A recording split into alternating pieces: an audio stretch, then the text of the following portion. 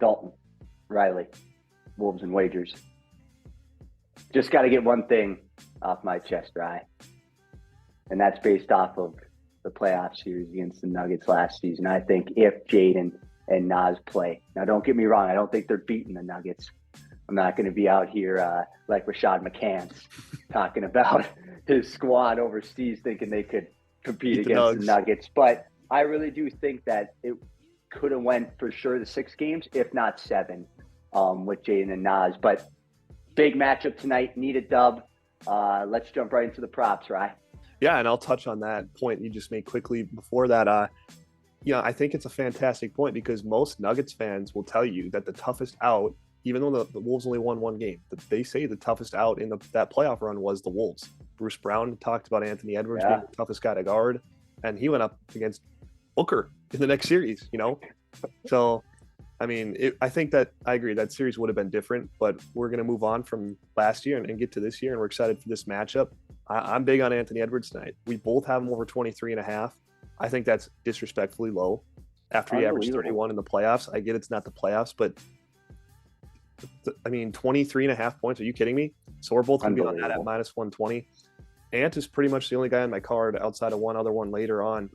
I also have him parlayed at 4+ boards and 4+ assists at plus money, plus 110. He's been moving the ball well this year for the most part. In the second half, it has gotten a little sticky, but he's also been rebounding well. So for him to get, 4 and 4 piece, I like that at plus money. And then I'm going to ladder these 2 plays here. Ant 30+ points, right? Plus 290. We haven't seen that number this high this year yet, right? Nope. I think last game you took that at plus 190. I mean, we're talking about a whole 100-point difference right there. Yeah. And then I'm also going to go to the next level with it. Ant 35+, plus 750, full unit play. Let's ride. Boom. I love that, Ryan. And even though I don't got the 30+ points on my card tonight, I still do think the 23.5 is just absolutely disrespectful. I mean, I don't know where they're getting this line. If they didn't watch the series and they just kind of figured, Denver won 4-1, that's what we kind of expected. No, Anthony Edwards was the best player in that series. Yep. And I think a lot of people will say that, and he's got to be a big part of the game tonight. But I also think his running mate has to be a big part. And this guy is all over my card, and for good reason. Jaden McDaniels. Look at these lines. 13.5, 11.5, 10.5. I mean, it literally is telling me if he gets in double figures tonight, I'm cashing all these bets, cashing all of them. And he has to be in double figures tonight, Rye, if they want to compete against the defending champs. But excited for both of these guys regardless. Yeah, I think that minutes restriction that we kind of speculated on, I think that's going to slowly be lifted. This is a big win, or this is a big game. Like the Wolves know that this would be a big win. You can't start 1-3. I think Jaden's going to play closer to that 30-minute mark tonight instead of like the 24 he was at against the Hawks.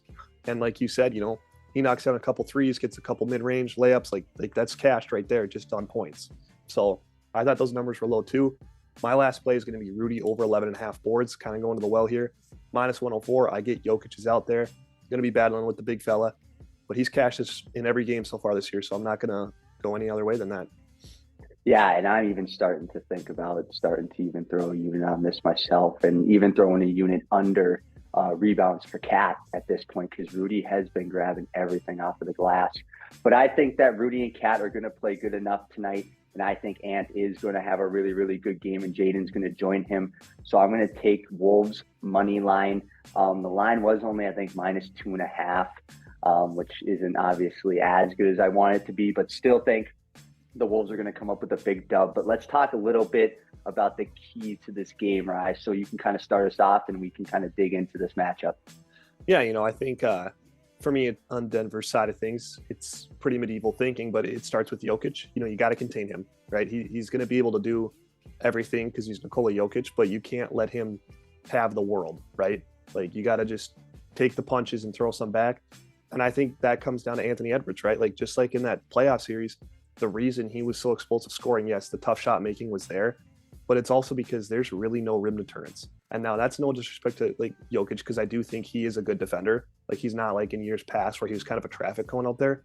But when Yep. you talk about a high flyer, like rewatch that playoff series. Jokic was not getting in front of any advanced layups, like right, and he didn't want to get caught on a poster.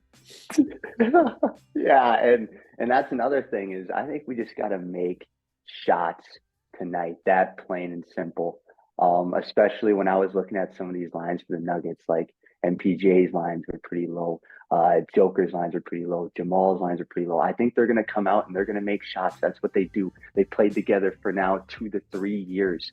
The Timberwolves have to consistently knock down shots tonight, right on my side of things. Yeah, I wholeheartedly agree. Too many missed bunnies against the Hawks there when the Hawks were on their huge run. The Wolves couldn't throw any punches back because they were missing everything, right? Like you're gonna miss threes, that happens, that's life. But you got to make those bunny ones or the close ones. You have to make the bunnies, just have to. Last thing I have here for the game on my side of things, finish possessions, right? They did a great job against that or of that against Atlanta. 4 offensive rebounds, I think, is all they allowed. This is a big team, right? Like Jokic is a big guy, obviously, but then you look at the power forward, Aaron Gordon, right? He can go and snag some rebounds. He's a high flyer. Michael Porter Jr. is just big in general, right? Like he's a big wing. Yeah. Like you got to go finish possessions. You will lose this game if you give them too many second chance points because they will make you pay.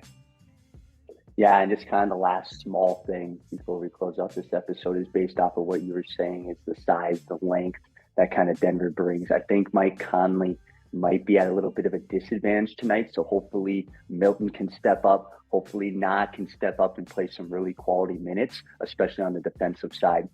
But regardless, Rye, super pumped for all the other NBA games, but especially for this matchup. If we can get to 2-2, I think we're right in the thick of things, especially with this Western Conference. And a lot of things are going to shape out in tonight's slate. I'm really looking forward to watching like the Pelicans, the Mavs, the Warriors, a lot of those teams that I think are in the vicinity for the Timber Pups. Right. But outside of that, really excited and stay tuned for future episodes.